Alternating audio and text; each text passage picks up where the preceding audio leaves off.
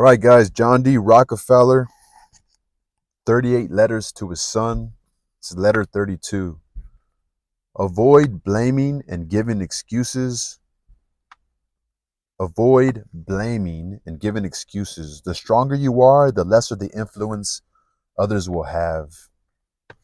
So avoid blaming and giving excuses. The stronger you are, the lesser influence the others will have. July 24th, 1910. Dear John, if I say Mr. Andrew Carnegie, who has always been unwilling to be outdone and always thought he is the richest man in the world, came to visit me and consulted me on a very serious question, would you be surprised, in fact, that great blacksmith did just that? Hmm. 2 days ago, Mr. Carnegie came to our estate, Kickwit. Perhaps it was my smile, the relaxed atmosphere while we were conversing, that melted Mr. Carnegie's steely self-esteem, as he put his ego aside and asked, John, I know you lead a group of very capable people, but I do not think their talents are extraordinary. But what puzzles me is that they seem to be invincible and can always easily defeat your competitors. I want to know what magic you have done to make them have that kind of spirit.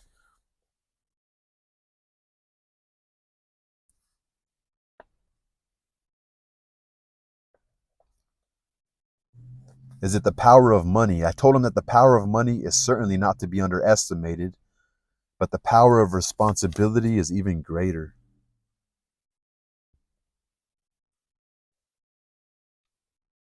Sometimes actions do not come from ideas,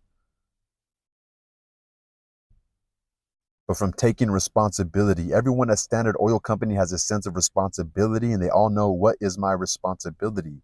What can I do to make things better? But I never talk about responsibilities or obligations. I just create a sense of responsibility in the company through my leadership.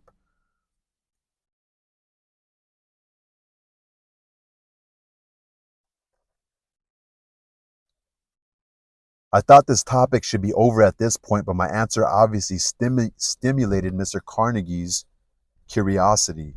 He asked me seriously, John, can you tell me how you did it?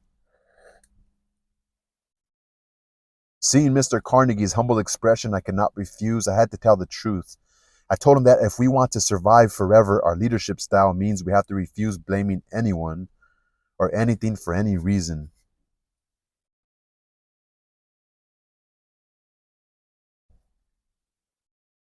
The habit of blaming is like a swamp. Once you stumble and fall into it, you will lose your footing and direction. You will become unable to move and then fall into the predicament of hatred and frustration. There is only one result: losing the respect and support of your subordinates. Once you fall into this field, you are like a king who has handed over the crown to others, unable to dominate anything anymore.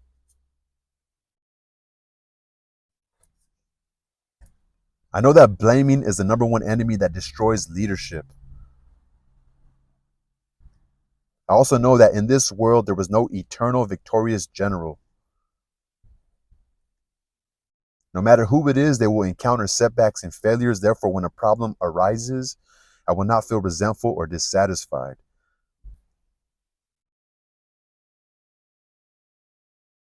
I will just think, how can the situation get better?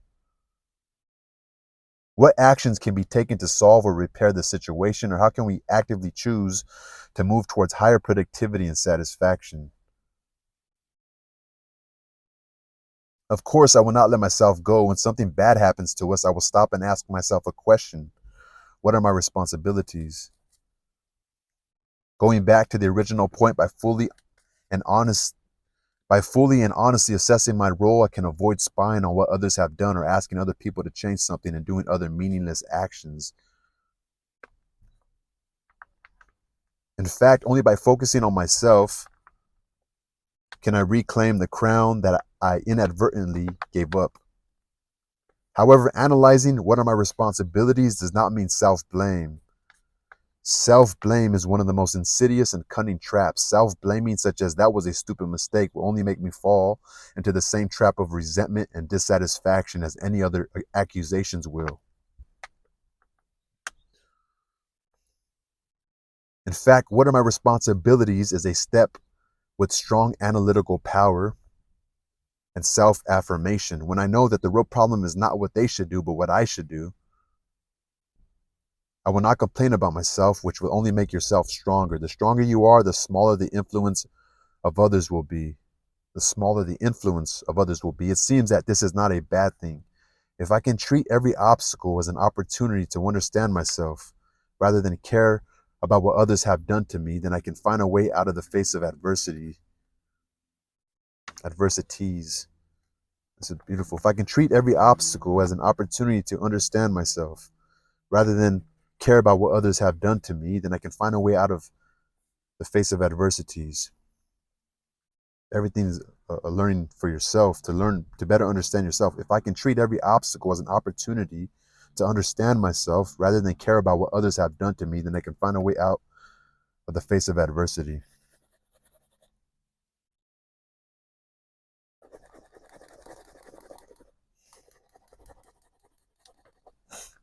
Of course, I never see myself as a savior, nor do I have a mentality of a savior. I will ask myself, in what ways should I be responsible for myself? I also ask myself, in what aspects are my subordinates responsible for? The job of a leader is not omniscient or to assume full responsibility. If I regard myself as a brave messenger of justice ready to save the world, I will only plunge myself into a crisis of leadership. A large part of my responsibilities is to make others accountable for their own responsibilities. If an employee does not care about things that concern his own interests, I do not believe that such an employee will have a strong desire to do a good job.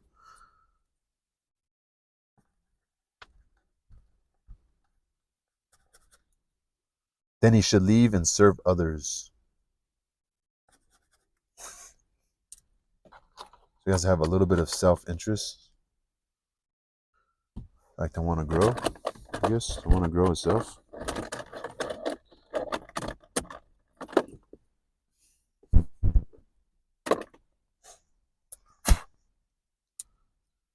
The kind of pressure that responsibility gives can make people unconsciously excited. Nothing can stimulate and strengthen the ability to do things like a sense of personal responsibility.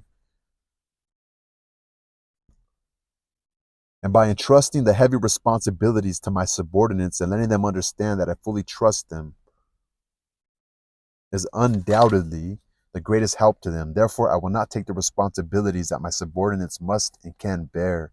I not only rely on demonstration to create a responsible atmosphere for the company, my subordinates all know my basic principle. There was no blame or excuses at Standard Oil. This is the philosophy I insist on. Everyone knows that. I will not punish them for making mistakes, but I will never tolerate irresponsible behavior. Our belief is to be thoroughly implemented in the company's culture. Our motto is that support, encouragement, and respect will be wholeheartedly accepted and double praised. Only making excuses without providing solutions is intolerable in Standard Oil.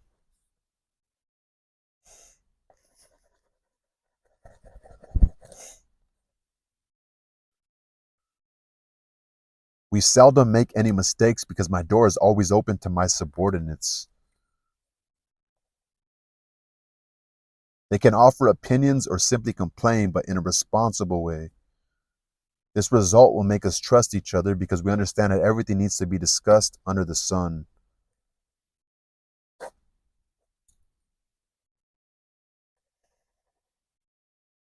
Mr. Carnegie is an excellent old student. He did not let me waste time. When I ended this topic, he said, amidst complaints, even the excellent employees can become mobs. He is so smart.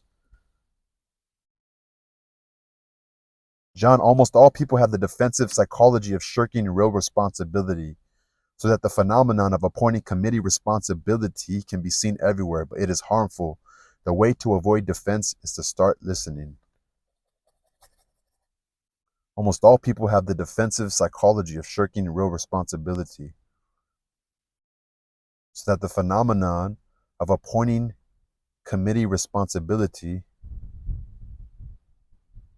committee responsibility, can be seen everywhere, but it is harmful. The way to avoid defense is to start listening. The biggest challenge for leaders is how to create an environment in which people feel that being open is more comfortable than hiding the truth. The biggest challenge for leaders is how to create an environment in which people feel that being open is more comfortable than hiding the truth. Proactively invite others to state their thoughts and encourage them to speak out with words such as "say a little more," or "I really want to hear your opinion." Contrary to what most people believe in a dialogue, the listener is the one who has the power, not the declarant. Is this unbelievable? Think about it. The tone, focus, and content of the speaker actually depends on the way you listen. Imagine the difference between a person who was hostile and aggressive and a person who was engrossed in you. When you simply listen to other people, you lower your defenses. You will get these benefits. You will have a more thorough understanding of underlying issues as compared to behind that of offensive or angry language.